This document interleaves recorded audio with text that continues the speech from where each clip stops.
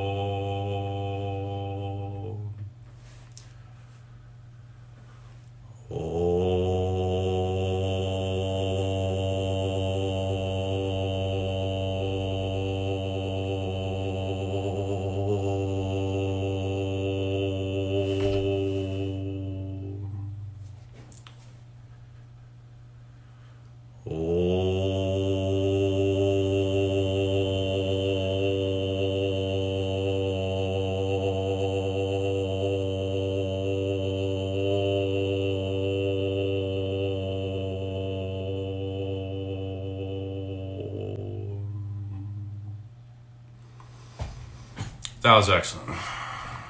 Welcome to the present. I feel great. So, I really don't have anything planned. I'm just going to kind of hang out and talk at you and say whatever comes to my mind. Because, really, the fact of the matter is that they always say that the universe is inside of you. So it's like, what can I say that is out there that, well, what can I say to convey the totality that is within me in these tiny little slivers of words that just seem to cut out divisions of the unity infinitely. It's hard to get the message across in words. It's like nearly impossible. In fact, it is impossible. They tell you from the beginning it starts with the words, it starts with the language, but you cannot, we cannot break through. Oh no. All right. I think I'm live on Facebook went down. Well, Instagram, you're the one and only. I was trying to do it on Facebook because it can save the videos as well. So if you're here now, it's a once in a lifetime opportunity to capture the truth. So it's hard to break through the barrier of language and to unhook ourselves off of the weight of the words that people are saying, because words and symbols and images really do rule our world. They govern everything: our laws, our cultures, principalities, our actions. Facebook is back live. We're multitasking over here, okay? And they are the map of reality. That's the thing I say, is words are the map of reality, but the map is not the terrain, and you can get lost, especially if you're in one of these cabals like I am, where they make up their own language and their own words to represent their own observed phenomena in reality. Then it's like, what are you guys trying to say, and can you say it for the layman? Can you say it so that we can all understand it? And it's like, no, they can't. Half of these people preaching about stuff they know is stuff that somebody else told them that they should know, and they don't really understand, and they can't explain to you how they got there in the first place. So that's just kind of how the collective intelligence is running in our culture, and it is, in that very sense, for the fact that you cannot prove what you speak on yourself, it is an artificial intelligence. And so that word can take us into a far different realm of this conversation, but to try to stay focused on everything, really what the artificial intelligence can be described as is the false matrix. Now, people think of this term, the matrix, as a terrible term because they brainwash us with these movies, but really, matrix, the word, goes back to the origins of language in Kemet, where they had the different languages, and the gods, which were the originators of the language, really. I mean, it's kind of an enigma where it comes from, but the gods and the myths will tell you that they brought them here from a land before time. But what word were we talking about? It goes back. When you go back before the land before time, you get kind of lost in the sauce. But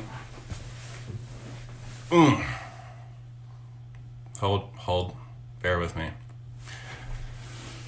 The words, they're difficult to break through. People can't prove what they're saying. And this artificial knowledge is generated by people just basically mindlessly parroting crap that they hear from the TV and the internet and their parents and their siblings and authority figures, right? There are educational institutions, figures which disseminate the knowledge, which is what governs our minds and creates our reality. So how can we bypass this artificial intelligence, which has undoubtedly already descended upon our civilization? The truth, the fact of the matter is, like I said, the universe is inside of us. The universe is biocentric. And the reason I support, and biocentrism is a scientific term developed out of the study of quantum mechanics that is really a reincarnation, cultural linguistic dress of the same ideas which were presented by the alchemists and the Renaissance thinkers of what we're calling the Age of Enlightenment, the Age of Reason. And that worldview, I guess you could say, that perspective was basically that the universe is inside of you and you are the creator of your experience. You're the creator of your universe in its totality. As long as you are, the alchemy is recognizing the creative principle in the universe which interacts with your own innate creative principle as it attempts to build up your level of creation to the universal creative principle's same quality, okay? And so the alchemy is really biocentric. People want to tell you that the alchemists and those guys were trying to, well, there's an externalized interpretation of it that the earth is the center of the universe, but this perception comes from a false understanding of what matter really is and what gravity really is. But the fact of the matter is we don't know what any of it is. We don't have a definition of matter. We have a definition of gravity, but we don't understand the causal mechanism of it, because there is no causal mechanism of it, because the universe is governed by occult, non-physical forces. However, the materialist view telling you that life is endogenous to the material world is going to tell you that perspective, that there's a universe inside of you and that the whole thing is kind of circling around your thoughts about it, that the universe is fundamentally interpretive. It's not going to tell you that, okay? It's going to tell you that you're a mechanical accident who randomly got generated from the primordial soup of a haphazard combinations of amino acids and compounds to formulate the DNA. The chances of which that happening is greater than 100 monkeys randomly typing on typewriters. See, the universe isn't a random haphazard accident from all the piece parts bumping into each other. It's just this omnipresent, we can call it space or gravity. They used to call it the ether in the Renaissance, that has a intelligent force behind it, which is responsible for putting together literally everything, okay? Responsible for the ball of plasma at the beginning of reality. More water. Water is life. If you don't have water right now, drink some water with me. Let's share some fucking water. So, this, and I'm getting to the herbalism aspect of this really soon, I promise. It's just like, there's a big lead up because the herbs tap you into the multidimensional nature of everything, and this world is just like, not very multidimensional. That's the whole thing. We can sit here and say the same thing over and over again for a very long time until the world kind of gets to realize, yeah, okay, we gotta stop listening to what he's saying and experience this stuff for ourselves, right? Because the alchemist knew that the world was within you, and that as within, as without, it's a reflection of you. We're coming to realize this again in science with our biocentric paradigm, with our quantum understandings, like developing into this. There is a fundamental connection between the observer and the physical reality, which is breaking the laws of mechanics as we know it. So we're like reaching the precipice of the spiritual advent into humanity, and the fact that we're all here is proof of it. Because what's really going on? Sorry, I'm gonna try not to curse, but I'm Nicholas Denton, all right? They put me in the military, in the Marine Corps. That's the one thing they taught me, how to curse, okay? So I apologize for any negative words that come out, but subconscious is a powerful thing, and programming is real, but it's not unprogrammable. I have some cats that might show up. So the universe, as an internalized phenomena, as a fundamentally interpretable, the creative realization comes out of your interpretation about it. So how you formulate your beliefs and your thoughts, which really can be limiting if they're not in alignment with the true nature of the thing, is how you're going to experience the world, okay? So the alchemist's goal really was to what they call the search for the philosopher's stone, the alchemical wedding. You know, the New Agers are going to call it ascension. They're going to call it, the alchemists will call it unification with Ein Sof, which is limitless wisdom, which is like the ultimate godhead of the physical and non-physical worlds. And there's a big delineation between these alchemists. Like there is a physical world and there is a non-physical world, and the delineation, or I suppose you should say the lineation, is very clear between the two. And they were attempting to just pass through worlds so that they could communicate with the unity, the essence of everything, the creative capacity of the universe, which is really inside of us. It holds all of the knowledge. It holds all of the wisdom, like Ein Sof. So to give you a very brief divine lineage, I guess you could say, of the descendants of God, of the supreme Godhead, is that there are, like I said, they talk about the words in the beginning. There is an unfathomable source that echoes out this word that echoes 4 times. They call it the Barbelo. Each echo has a different name. They're all different aeons. And in the 5th aeon, the father, the Barbelo, is like gives birth to this woman who is the creative principle. Like these echoes of words are really just sort of they're just energies. You can't call them time, you can't call them intelligences. They're just essences, primordial essences that accrete up to build up to the creatress of the world, the creative principle. And this woman, right? And she is the totality of all wisdom.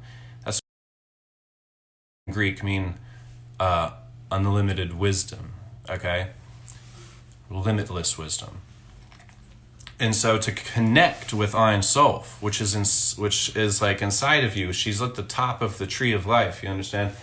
I don't have any depictions of the tree of life, unfortunately, but it's actually, I might have one in here. The tree of life is a symbolic representation of the universe, and in so it is a symbolic representation of the body, and in so it is a symbolic representation of the developmental stages of consciousness, okay? So it maps archetypal behavioral characteristics onto physical and universal symbols, really, which are the planets above us, right? The animals in the jungle, right? They are the plants that grow around us, okay? Now we're getting to the plants, thank you. Where is this tree of life, right? So we got the tree of life at the foundation of all mystical wisdom that comes from Egypt, is reincarnated by the syncretists of the Renaissance and promulgated by the crazy New Agers such as myself, who are, here it is, I just passed it, who are trying to express, now you'll have to ignore my chicken scratch on here, but you see this tree of life, this thing is the bottom of it, the root, and this is the lightning flash of the tree of life, okay? And these all represent different developmental stages of consciousness. This is the complete oneness, the Ein Sof, the limitless wisdom.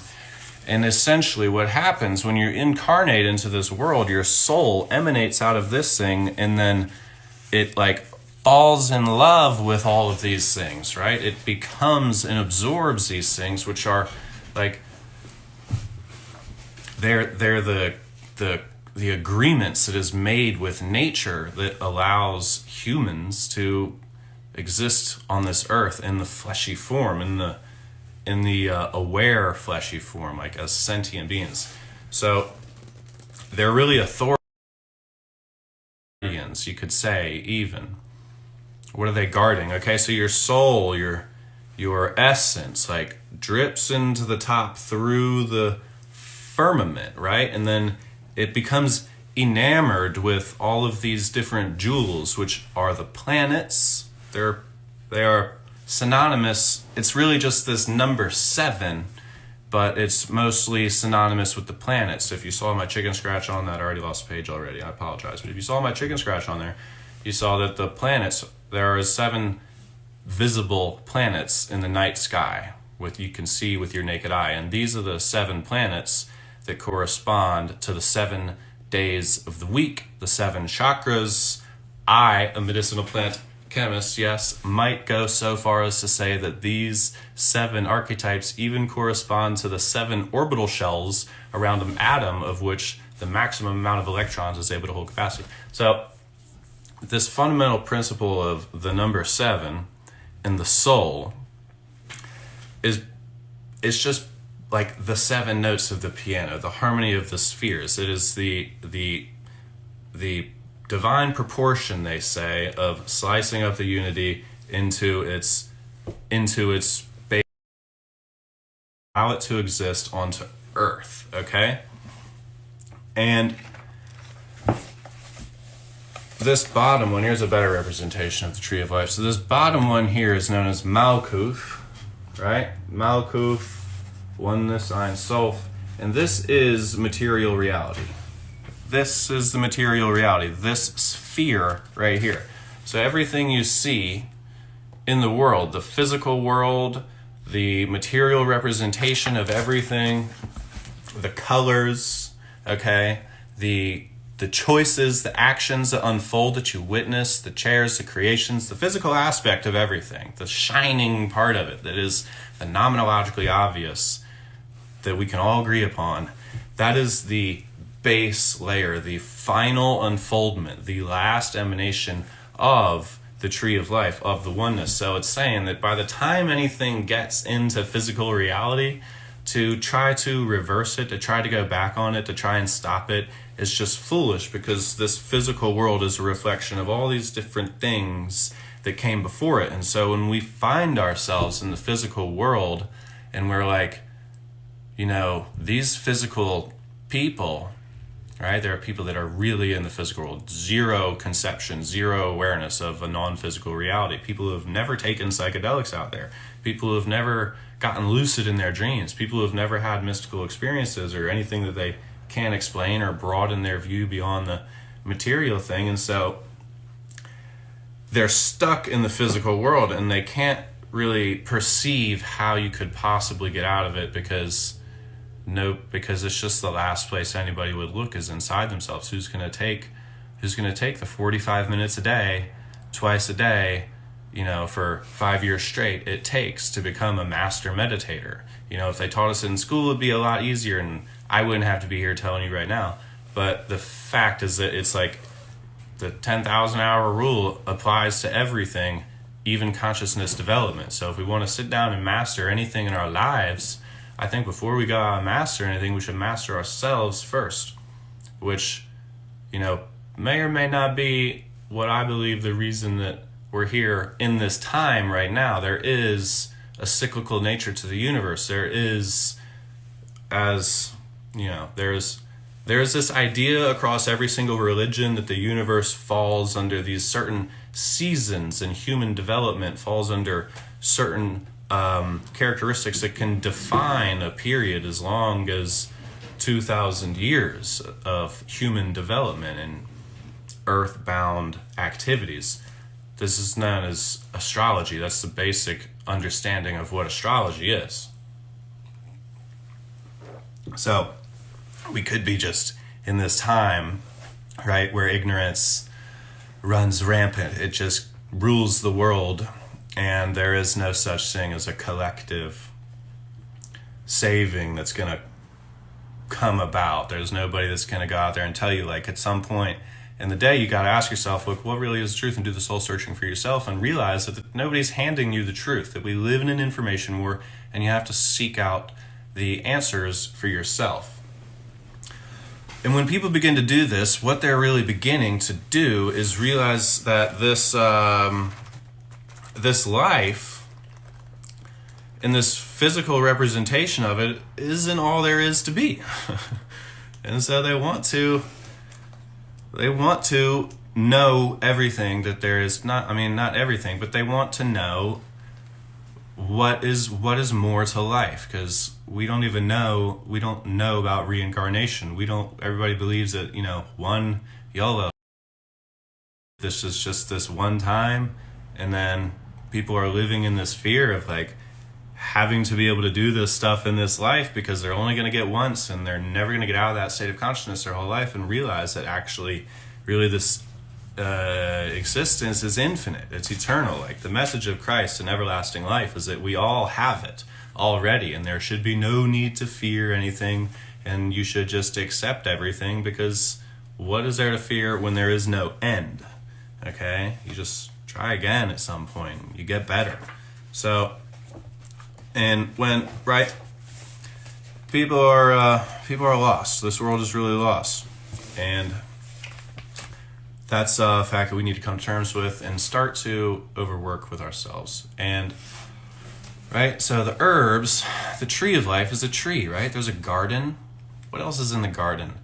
You know, if you've watched my permaculture videos on YouTube, which you should if you want to get into self-sustainment. However, the permaculture videos will show you that nature, and you know, you don't have to go to my videos, just go out into nature actually, and you'll see that there is no one tree. There's no one tree that rules them all. This is an avatar.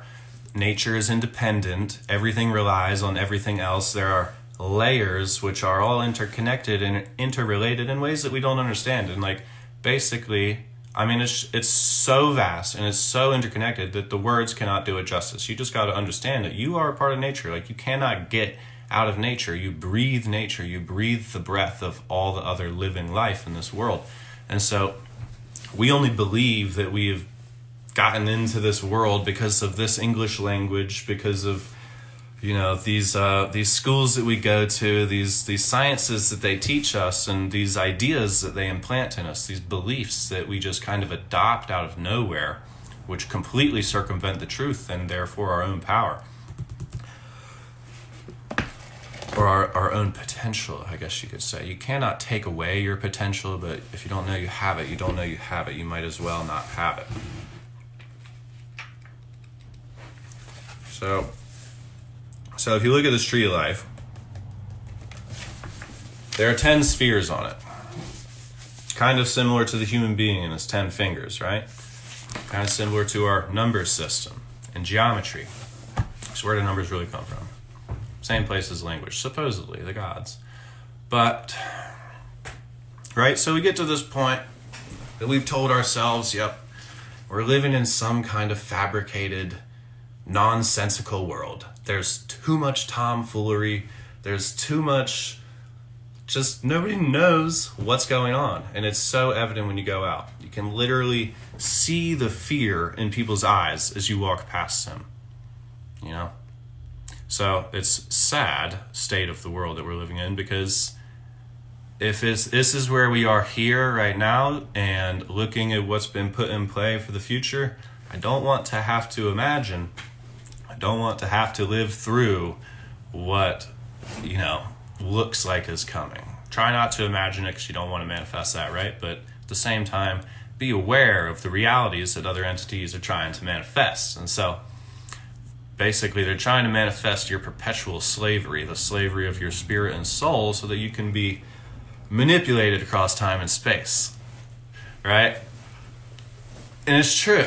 It is unfortunately true. Anybody who's ever broken through can tell you for a fact that there are entities, there are parasites, there are vampires, there are things that take your energy from you, and you don't even know it. And it doesn't have to be a ghost. It's probably parasites in our stomachs. It's probably, our food that isn't mineralizing us properly because the agricultural techniques are destroying the land and destroying the food.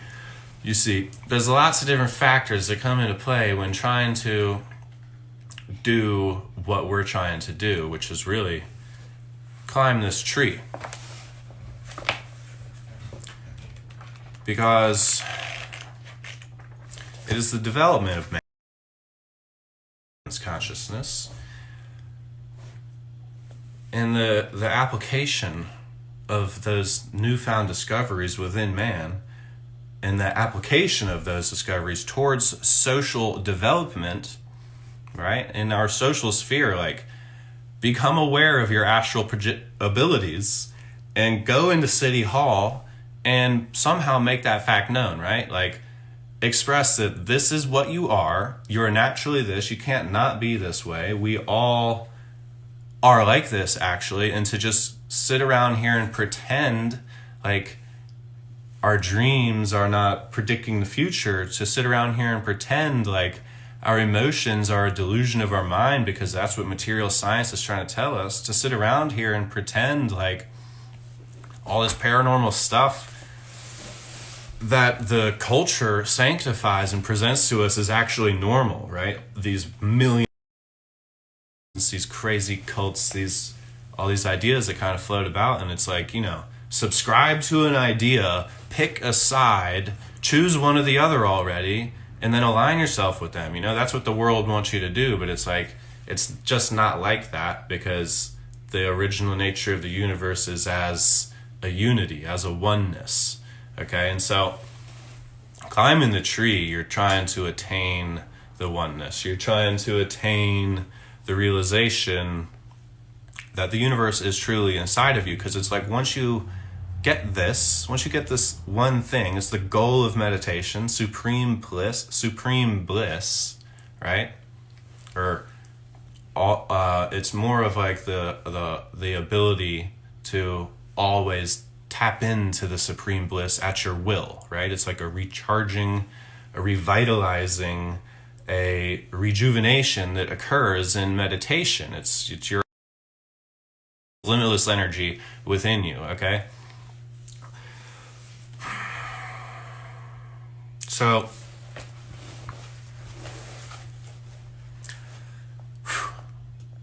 people are tired though. There is an energy crisis, right? And it comes down to the fact, like, again, what is the truth? I'm a truth seeker, okay? So I needed to know. And if you look across these texts and you read across the languages, and there are correspondences across the languages themselves, okay? So I always wondered, like, why are the planets,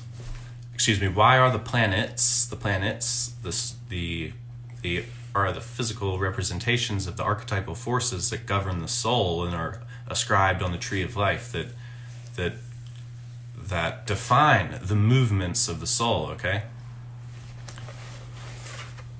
These planets are corresponded to the days. Monday, Wednesday, Mercury, Thursday, Jupiter, Friday, Venus, right? And so that's time corresponded, that is time, right? And so we measure time in many different ways. We can further break down this cosmic solar bodily system, which is like the spheres, the interlocking harmony of the spheres that Pythagoras describes. That we can describe this interlocking harmony of the spheres. I kind of got lost. My cat is distracting me. In my own words, you see, paint out these pictures and you can confuse yourself very easily. So,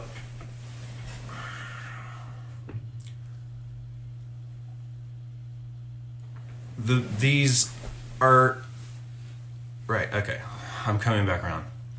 The planets are corresponded to the days of the week, and the gods of every single text, starting in Sumer, ending in Mecca, and wherever the newest religion is going to come from, they all correspond. Their deities, their gods, their prophets, their ones with divine and infinite knowledge, to the planets. Okay? So Jesus is always telling you, like, I am the sun, I'm going to be coming in the clouds in the end times. Okay? You go back through the Mahabharatas, you go back through, you look at the Medu-Neter and the Book of the Dead, you look at these texts, and I'm not trying to convince you, like, all you have to do is type on Google, like, oh, he's Mars. Like, what is Jesus? Oh, he's the sun. Some people say he's Jupiter. There's lots of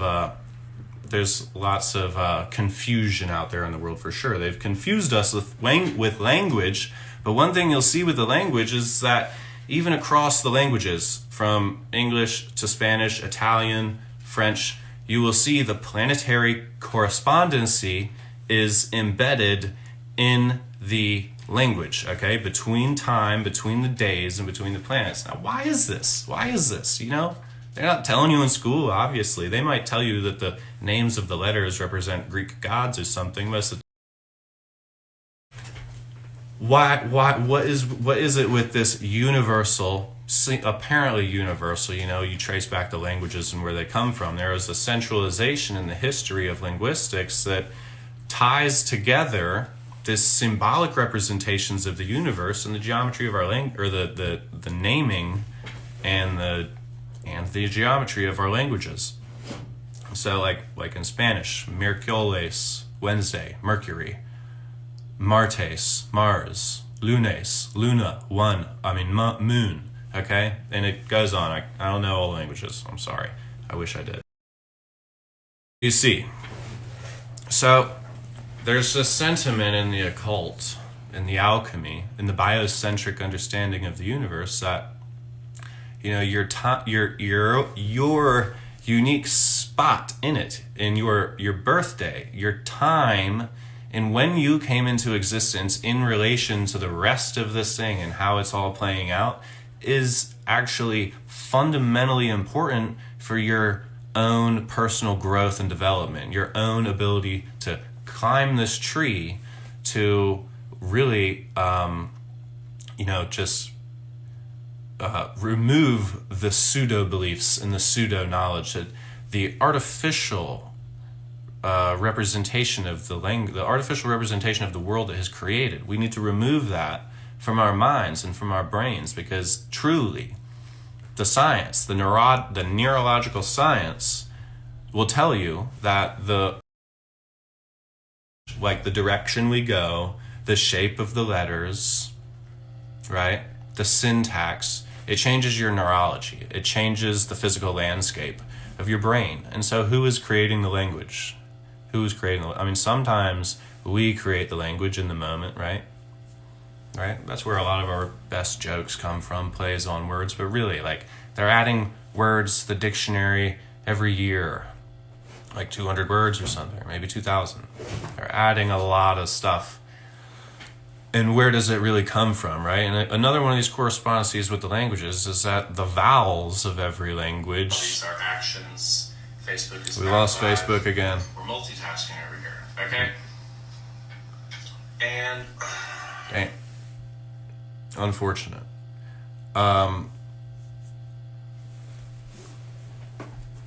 So, very distracting. This is kind of a practice run. I'm going to try to make this a regular thing so that you guys can get the knowledge on a weekly basis. Different plant every time. And I promise we're getting to the plants, but first we got to go to the planets. So, and the planets, they're everywhere, they're everything. They're in us. The universe, the planets. There's an order to the whole thing. And there's a hierarchy, and there's an unnatural hierarchy. Okay? We want to truly understand the natural hierarchy, to tap into the natural hierarchy. To tap in... Oh, that's not the tree of life. Damn.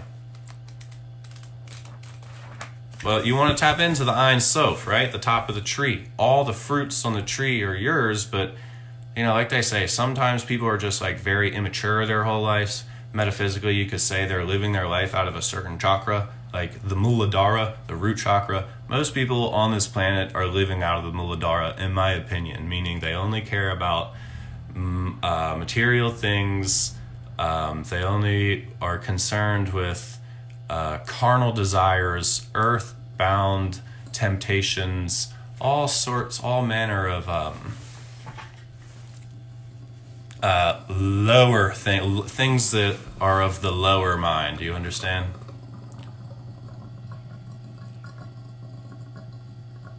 And I've got a distiller going on, and I'm going to teach you some science about how this thing is working, but I have to get to the science first. So, or we have to get to the meta science first, right? And so on your journey, on all of our soul's journey, the transmigration of the soul, as Pythagoras would call it, is to, after you have descended through these spheres from the oneness of heaven, of the Ein Sof, of the limitless wisdom, where you know your original starting point, and you into this world of influences, you could say, your journey has to begin again with mastering these spheres of your life, starting at the base, the root chakra, the Muladhara, right? And then moving up, there are 7 in the body. I don't know all the Sanskrit names for them, but they essentially represent the universal blueprint of growing up, right? We all know what an adult is, and somebody like that person, they've got it figured out. That's because they are mature within themselves, and they're likely very spiritually developed, meaning they're not judging people, they're loving people, they're basically keeping to their selves and living in this sort of introspective bubble that is a mirage of your internal world, but also tells you things deeply about your internal self, and your subconscious is, there even more so than your conscious mind. If it were that obvious, the path to enlightenment would be much more straightforward. But this world is a ruse, really. It's like basically a video game, and we are all trying to figure out how to win the game first to get to, really start playing the game the way it's supposed to be played again. Some people just bother with side quests and they waste all their lives, and they never complete the main mission. But here we are working on the main mission. That's really what we want. So it begins with this conquering of the spheres, the tree of life. Conquering, battling, overcoming, using the energies that they govern in a conducive and constructive manner instead of a destructive manner and a creative manner, okay?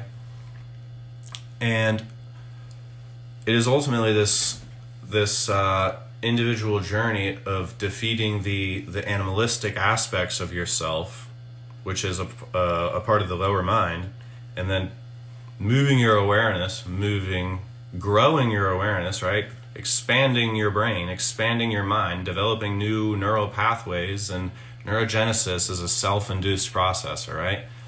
Neuroregenesis is a self-induced process. You can create new neurons through your sheer willpower. In your willpower, you can apply it in so many different ways. You don't have to externally apply it. You can apply it within yourself. Now, let's we're going to talk a little bit about the moon matrix, I guess you could say, and then we're going to get to the planet. That's what's going to take us there.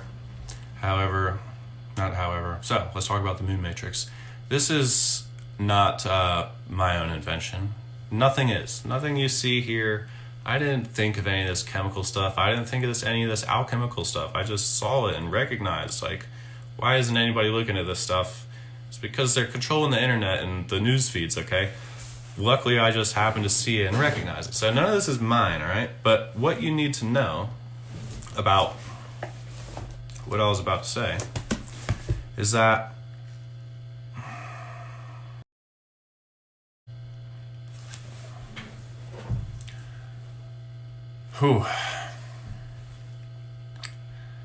I just endlessly ramble off. I don't have a prepared list or anything, so just give me a brief moment.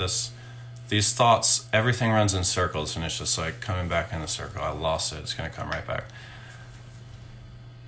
So the moon matrix is the Toltec religion.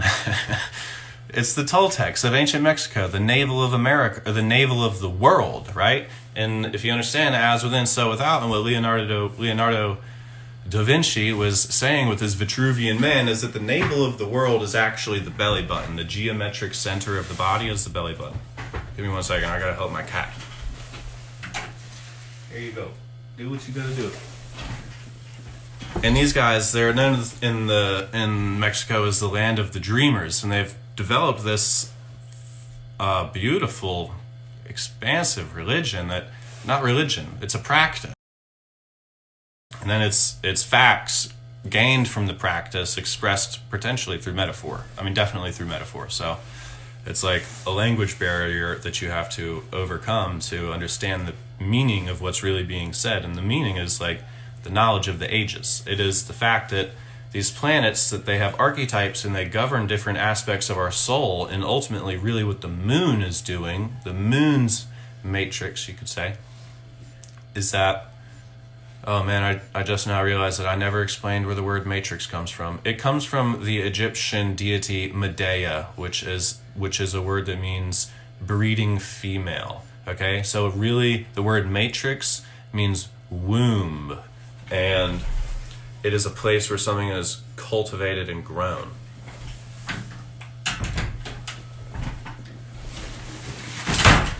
You can also just kind of think of it as like a sub-reality. So in this sub-reality matrix, what is happening is the moon acts on our consciousness. It is actually like this magnetic force which is collecting all of the thoughts, which are also a magnetic force, because the universe is electric. That's another video we'll get into, but it's an electric holographic phenomenon. There's nothing physical about it. However, the moon is collecting all of your thoughts into basically the moon's matrix, the moon's intelligence, and the moon's role is to govern all of the thoughts that could potentially be had that are innately, integrally tied within the Earth's sphere, within the thoughtmosphere of the Earth, within the collective consciousness of earthbound ideas. The moon is this hub and this organizer, right? Our thoughts are not ours. They don't come from us. They pass through us. We witness thoughts as they come through, and it's because it's all on this network that is governed by these systems out in the world that you can't see with your physical eyes. It just happened to you. But the ancients, you can see it with your inner eye and your inner vision. That's what all this is about. So the ancients, they're talking about this moon, and the ultimate goal of the ultimate battle between you and the moon is that the moon is attempting to force these thoughts through you and keep you into its matrix. It's basically a parasite. And your purpose, you're in this imbalance with the moon, you could say, is to basically silence it completely. Like, stop associating with it. Stop magnetizing to the thinking mind, the rationalizing, the analytical left side of your mind, because that's an aspect of your consciousness that it's not the whole aspect, right? So you want to be a whole-minded individual. You want to be, very a whole-minded person. So the moon is just influencing one aspect, right? The moon influences the tides, which the earth is 70% water, but they're going to try to sit here and tell you that it doesn't affect you, and you're 70% water and your brain is 80% water. So how is it really affecting you? Okay, because the moon is trying to keep you on its frequency. That's what everything is really trying to do, keep you within its creation. If it's outside of you, it's because you are in a sort of relationship with it, and the relationship we have with things is what is sustaining things. But the moon, in its governing modus operandi, it is projecting earthbound ideas into your mind while you are awake and while you are asleep, 24/7, right? Some people, they call it the square wave. Some people think it's not real, that it's an artificial thing. There's a lot of confusion, again, what's happening with the moon and what's happening on Earth and the human being, right? And so the moon, in your thoughts, which again, they are a force in the universe. They're not localized to your brain. They're non-local. We share thoughts. To think you're the only one having a certain thought is naive. We're all on frequencies. Everything is frequency. And the moon is emitting this frequency. And what's going to happen with the moon is that it's going to affect your waking life in the sense that you will have the same thoughts over and over and over and over again. The direction and the bandwidth, really, of your thinking capacity. And then on the reverse side at night, because that's where the moon's true dominion really is, the moon is attempting to control your dreams with earthbound consciousness, okay? With the consciousness of this system is concentrated in you, right? And as this happens, right, the moon is basically running you through these emulations of dreams, these things that are a part of your subconscious that you experience, and they're a part of your consciousness, and you experience. They're your dreams. You go to sleep and you dream every single night, and often people are not in control of their dreams. They're not aware of where they're going, right? They're not aware of what's coming next. They're not aware of how to stop it. They're not aware of how to run away from that evil force that is always chasing you in your dreams. Keep spitting out teeth in my dreams, right? We're just victims of our own consciousness in our dreams because nobody taught us how to be human yet. And these Toltecs are telling us, look, the matrix of the moon, it's attempting to keep you here, and it will keep feeding you dreams over and over and over again in your life that are going to your future in metaphorical ways over and over and over again until you die. And then the purpose of the moon's mission, the moon's influence, the moon's governance, and the moon's a capacity, you're overcoming the physical, you're overcoming the influence of the external world and recognizing the infinite energy within you. And so the moon is here to teach you, basically. Everything in nature is a teacher. None of this stuff is evil, right? It's telling you how to unlock your own powers. And so the moon is going to replay these things in your mind over and over and over again, in your life over and over and over. And you're going to realize that you're living this cyclic existence. And you're man, what is the purpose? It is utterly relentless in this, on this planet, on this plane. And if you don't beat the moon's matrix by attaining the silence within your mind, then you're never going to attain the capacity to stop that guy from killing you every single time. You're never going to be able to look at the potential futures that you can have, that you do have the possibility to see in your dream, and plan out your day accordingly, right? You're never going to be able to become and get into that lucid aspect of your consciousness, which is, they say that the material world is 99.99% empty space. So what is the other? What is in the space? If it's not material, right? If it's not material, if it's not an object, all of this that you perceive, see, hear, smell, taste, and touch, 99% of it is nothing, basically, they're trying to tell you. That's bullshit, okay? These are materialist scientists, and they're using a worldview that was created at the same time that the world authorities were making slavery legal, okay? They're using the same worldview that they were making when they were trying to lie to as many people as they possibly could, the centralized authorities, so that they could maintain the slave craft. They could maintain the centralization of authority in the world when they have done a good job, right? They have maintained authority up until this point, and the authority is really just knowledge and awareness of the truth, right? So we have to drop these archaic conceptions of reality and adopt, just be responsible for ourselves, be responsible for what we truly are. And so how can we do that? How can we see and experience the weight, the truth, the experience that we need? What do we need to see that's going to allow us to truly learn that we're more than our physical bodies, that the universe is completely inside of us. It is just this tiny side of us. And actually, when you get on the inside, when you are on the inside, right, you're in the know. It's like the Akashic record, they like to call it. They call it space memory now. Akasha, space memory.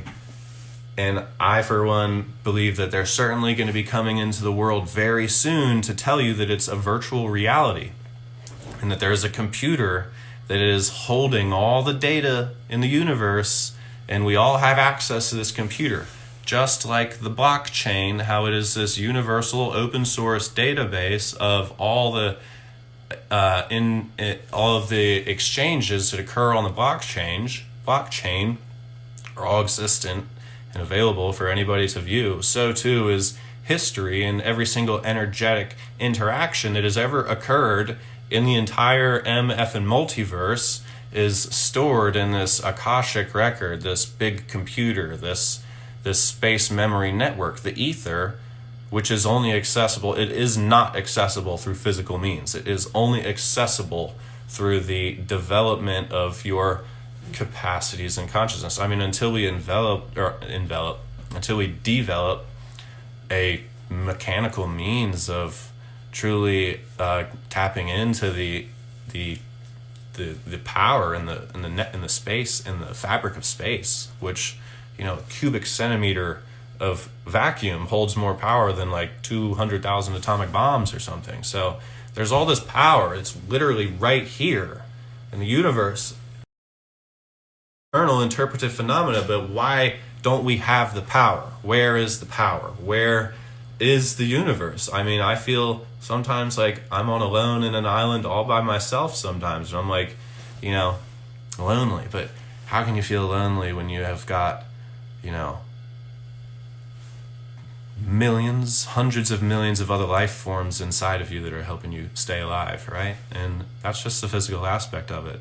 When we say as within, so without, as within is a reference to the non-physical world that is invisible to the naked eye, being a reflection of the physical world, the external world. And so seeing that your mind is turned inside out, outside of you, is essentially what we're looking at. Okay, so these we're making good progress. So the planets, and we have in efforts to escape the mental moon matrix, right, and realize our true capacities in consciousness, which are far beyond the psychological, well, it's far beyond any sort of earthbound thinking that can happen, right? How vast is the imagination? What we find is that it's just like very difficult to just come to terms with it and to believe it for yourself. Even these people that have gone on these psychedelic sojourns, you know, on DMT, dimethyltryptamine, the most powerful psychedelic on earth, and these 5-MeOs and all these like super powerful shit that shows you, like, it'll show you the spheres, it'll show you the thoughts connected into the moon, and the turning of the openum, right, the gears of the metaphysical aspect of reality. There's a network, there's a meta-mechanical system that is keeping existence in existence. Okay, but even these people that have taken the drugs, they've taken the plants, they've taken the herbs and everything that you need to see that stuff factually, and there's no turning back. You can't, once you experience something, you experience it, you understand? And it opens your mind. But even those people that do that, they'll come back and, 5 days later, they're arguing with their friends again, they're judging people, they're being racist, they're doing horrible things, right? Where's the disconnect? Where's the disconnect? Because for me, it was always like either God's real or God's not real. My whole life, they told me, nobody fucking knows, and there's no way to figure out, but that was all just confusion again. So it's like, really, let's get down to brass tacks, okay? And so you want to not just, I call those entrances I call those tools that allow you to cross the veil instantaneously and like effortlessly, basically the back door, because they say the kingdoms are within you, right? And if it's your kingdom and you own it and it's your house, basically, why are you using this backwards ass means to get into your own house? Why are you sneaking into your own house? Why don't you just go through the front door like you own it, like normal people? So that's why I am always here to tell you that the plants are not the ultimate answer. Like, you don't have to use a plant to access a superluminal state of consciousness. It's just a choice, they say. Like the masters will tell you, it's just a choice, Focus on a point for long enough, and then you'll eliminate all the thoughts out of your mind. You'll eliminate your connection or your desire for the physical, right? And you slow everything down enough, and then eventually your consciousness, you stop looking at the blackness of your eyes, and then you start looking at the blackness of your mind. And that's like the launching pad to get from one realm to another. However, they'll tell you it's just a choice, but it is really hard. Like believing in yourself, having confidence, like knowing you're right, knowing you're doing the right thing, like that stuff is hard. That's like the total drama of is people are trying to like redefine themselves, figure out what they really are. And there's nothing you can say about who you are. You just have to be who you are and know who you are. And if you seek to know, but it's like, where do I start? I don't know meditation.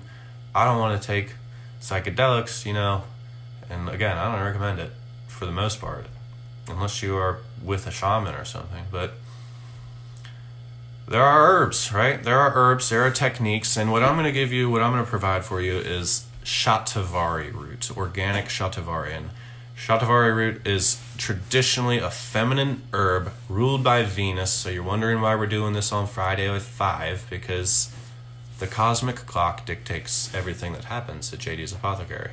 And so, because when you move with the flow of the cosmos, man, you're moving with the flow of everything. So Shatavari root has traditionally provided people with a sensation, with an experience of flying in their dreams, which is a common, very, very common phenomenon. Everybody flies in their dreams, basically. When I fly in my dreams and I realize I'm flying, I ultimately start sinking immediately, which I'm sure, again, everything is symbolic for something, and as within, so without, our capacities, right? So you can learn about yourself and your own ailments through examining the things you are doing at all times in waking life and dreaming life. But some people have never flown in their dreams. Some people have never taken off truly. And so I want to kind of exacerbate, I hope that's the right word, because it's not something that you cannot do without the herb. It is something that is complemented by the herb. And what that will allow you to do, once you realize, you see within yourself that you can fly, there's a certain threshold that you have to reach, a threshold of awareness where you say, where you understand, where you accept. It's acceptance. It's acceptance. They all talk about path of acceptance and acceptance on the spiritual path. Like, yep, there is an illimitable universe on the other side of my mind that my consciousness, which is seemingly completely non-defined, as in no body, no vessel, no vehicle, no symbol encapsulating your essence. You're just awareness floating through the world, through the creation. And you realize that, and you say, wow, I can perceive and go anywhere and fly. I can fly. I can actually fly. And you can be aware of it, and you can dictate where you're going, and you can zoom in and zoom out and think yourself into different locations, okay? When you're not connected to the body, when you're in the dream, the dream is limitless. It's illimitable. And the ultimate goal, really, of the holy science, which is alchemy and the science of rising the soul, is to develop the continuity of consciousness from dreaming into sleeping. Because where are you flying? In what are you flying, right? Not in your vessel, not in your vehicle, but what environment are you in? That's the thing, the threshold between these worlds, you pass it when you fall asleep. And if you're falling asleep unconsciously, if you're falling asleep without any awareness, without any awareness of self, it is an unconscious process, then you're not going to recognize when you're crossing the void, which they call the hypnagogic stage. The ultimate goal is to be able to keep your awareness awake while you put your body to sleep. And then this is what allows your consciousness to separate from your body. And then you have to get into this kind of state of being where you are refamiliarizing yourself with this state of being where you don't have hands, arms, legs, a heart, a head, eyeballs. You just have effects of experience based off of your intention and thought about what you're perceiving, or about whatever you're thinking, or whatever you want, because you never lose your mind, you just lose your body. Well, in a sense, you lose your mind. This is your spirit. Like that, when we talk about what is the true nature of the spirit, it's the individuated aspect of the universe. And you don't need a body to be individuated. You just need to have a sense of I-ness, which you can still have even without any sort of physical boundary, any sort of biology. And so, how do we maintain the continuity of consciousness from dreaming into sleeping? It's, again, you do not need to find difficulty in maintaining continuity. The plant can assist that development of consciousness within you, because it's essentially a trigger. It activates, or it's like a a metaphysical defibrillator with these lucid dreaming herbs, because you're not aware as you cross over, but then at some point while you're asleep you become aware. They'll call that the dream induced lucid dream, as opposed to the wake induced lucid dream, the wild, which is really what you want to get. So this shatavari root will help you with your diodes, your dream induced lucid dreaming, your dream induced wakefulness process, to put it in a new sequence of sounds. So let me show you. So this shatavari root is a Venusian herb, and it is also really the queen of herbs. You understand? It has a lot of feminine acting properties. It is meaning it works with the feminine reproductive system and the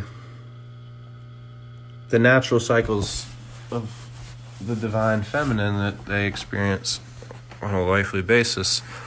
None of which I can speak of experience about, of course, but this is what the literature tells us. However, the experience that we can all experience with this one in particular is flying, is soaring, is escaping the bounds of the physical flesh cells, right? Escaping the cell. Is this planet a prison planet? We are spirits trapped in cells. So you go to sleep, and here's the key. I don't ever give you just a plant, obviously. I'm going to give you a practice, a meditative aid, a visualization to go along with this plant, which is really this herbal spagyric, which is going to help you explore these aspects of yourself. So if you have not noticed, I have the logo for this website is a hieroglyphic monad, otherwise known as the sacred symbol of oneness.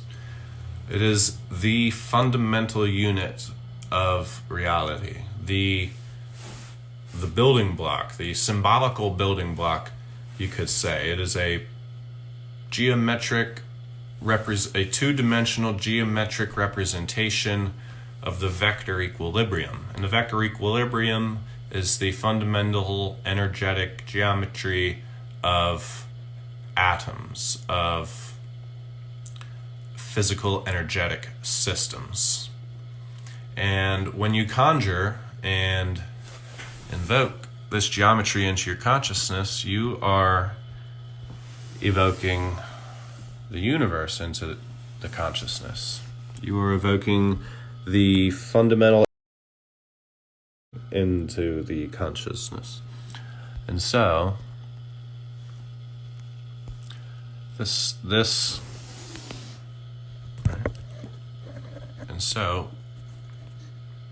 if you're seeking to free yourself of this information war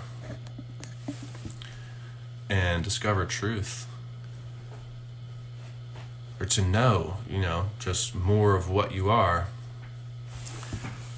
you have to endeavor on these meditative journeys, because that's really the only key. And our world might make it difficult to meditate, but truly it's not that difficult. It's just a choice. You got to make some time. And the hieroglyphic monad, when you conjure this thing into your mind, you conjure everything. And so it is what allows you to separate your mind from all of the unlimited division that occurs in reality. And what I want you to do is to build this symbol up in your mind by focusing on one or two aspects of it at a time, like for multiple days on end. First, start with the point, okay? And it is by to the final visualization of this symbol, it will be the seventh heaven, as they say, or the seventh governing archetype of this system, the seventh development, which will allow you to completely and totally unlock the faculties of consciousness that our society has been so desperately breeding out of us and genetically engineering out of us. So start off with the point, right? And if we go and we look at, like, what is a point? How does Euclid define a point? A point is, it's the origin of creation, because all of physical existence is dependent upon the existence of a point, yet nowhere in nature do you find an actual point or a circle. It is not found in nature. It's a higher dimensional geometry, but we have to assume it exists because the growth of nature is dependent upon measurements, which is what points allow us to do. And so a point is essentially the same thing as the plasma ball, the Big Bang, right? From the point, everything gets developed. And so they don't tell you that the point is the origin of creation. It's recognition of divine interaction directly within the mathematical and scientific cabal, right? The language of it all. That actually the point is like a mystical origin of everything. It is the mystical origins of the universe. And it's like in science, you have to, in material science, at some point, you have to admit mystical origins. And that's what happens with Euclid. And then he goes on to define the line, the point, the line, right? Angles, things, what is perpendicular, what is parallel. And when you invoke this point into your mind, all the potentials out of the point can also be invoked. And so it's really your opening the door. That is the door handle, right? Talk about the kingdom. And we like to materialize these metaphors in the kingdom, but it's like what mind really is. And it's like, no, okay, how do we get there? All right, we got to go through the door. You got to turn the handle. You got to focus, all right? You got to concentrate. So just focus on a point. A singular point holds all of the creative potential in the universe. And so you conjure that in your mind and you just focus on it over and over and for a prolonged state of time, because ultimately what you're trying to do is to silence the operative aspect of your mind. And it is after silencing the operative aspect of your mind that you overcome this moon matrix and you achieve superluminal awareness. Like superluminal means things that are beyond space and time, okay? And you are like an infinite being beyond space and time. So to achieve your superluminal awareness, you got to like maintain consciousness and pay attention to what is happening when you pass through these natural states of being, sleepfulness and wakefulness, because it is your ability to pay attention and become aware that's ultimately going to, you know, I mean, I'm not trying to save the world. I'm trying to save myself, but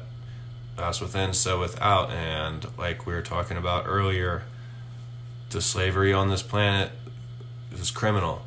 And if we want to like end these wars and end this bloodshed and stuff, we need, you know, the children. There are children dying, right? And there's no reason. There's no reason. And so, well, the reason is because we are all living under lies. We're living under nonsense. And so when we get this like spiritual defibrillation from the Shatavari root, which activates our awareness, conscious, and then we come and we realize that like, dang, we got all this aspect of us that I didn't know about before.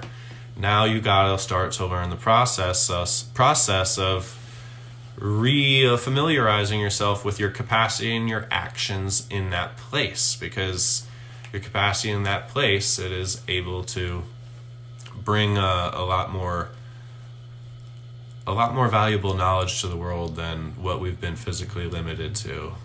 So that's really what I'm trying to bring for myself, right? This is not, I'm not completed on the journey. I've got a lot of journeying to go, and we're all on the journey together. So it's like, I hope the journey's treating y'all right. And if we can, it's really just an attempt to get people to meditate, this whole apothecary of mine, really. So this process of becoming mindful, it can be an effect of sheer willpower, but it can also be an effect of it can be, like I said, complemented heavily by the herbs. If you use it mindfully, if you use it mindlessly, then you can reveal, the whole kingdom will be revealed to you, and you won't get it. And so, only for those with eyes to see and ears to hear. So I implore you to just,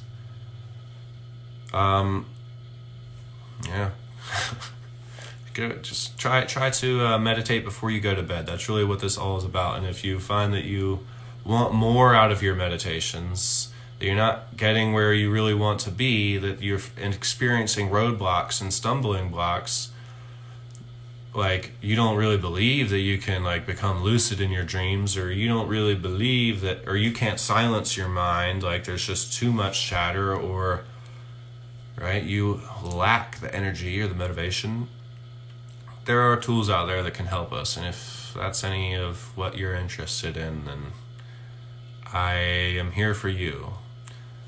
And that's really all I have for the Shatavari root. That's mostly what I have to say today.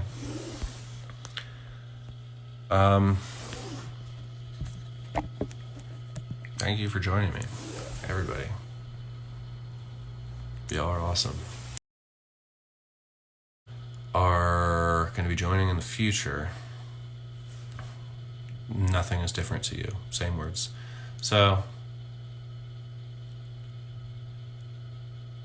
yeah, if you're looking for more, if you're trying to take it to the next level, just reach out and we can put something together. Anything unique. Shatavari might not be for you. Shatavari is not for me. I'm not making this for me. This is for somebody else, but it is powerful, right? And it might be for you. It could be your key, right? These things are all different keys back into ourselves, and we all have got a unique lock, but it's not impossible. If you're hearing this message now, like spiritual enlightenment, or I do not like calling it, these words, spiritual enlightenment, because it's just nothing spiritual about it. It's just what we really truly are. So if you're somebody who's looking for more out of life, more out of your meditations, and you're looking to transcend the fleshy form, well, come over and give me a shout. Let's work together. Let's talk about how we're going to do that together, because it really is a communal effort. And the more of us that are doing it, the more easier it will get for all of us, right? The 100th monkey applies to us, right? The 100th monkey effect. There you teach a bunch of monkeys on one side of the planet how to do something, and then after a certain ratio of monkeys learns how to do it, the ability to learn how to do what the first monkey took like maybe an hour to learn, now every other monkey only takes 3 minutes to learn, and then that effect spreads rapidly around the globe, almost as if the knowledge is being shared somehow psychically. It's interesting, nature. And it is easier with the more of us that are doing it. And that is like really the ultimate essence of raising the collective vibration of the planet, is let's all focus on the same thing and do the right thing, and bring that awareness to other people, because it's the conversation that needs to be had, if you ask me. So yeah, I'm gonna stop. Thank you all for coming here. Meg, people I've never seen before. Alex, I've seen you. Tom, bless your heart. Mom, bless your heart. And to the other people that are here, thank you. There will be more of these, hopefully. I've got a lot more plans to go through, and I'll do something a little bit different. And hopefully we'll get better, more succinct, with more brevity. And so, yes, again, thank you very much. JD. This is my apothecary. Enjoy your existence. And, yeah, stay beautiful. I never know how to end these things, so. You ever not want to wake? Excellent.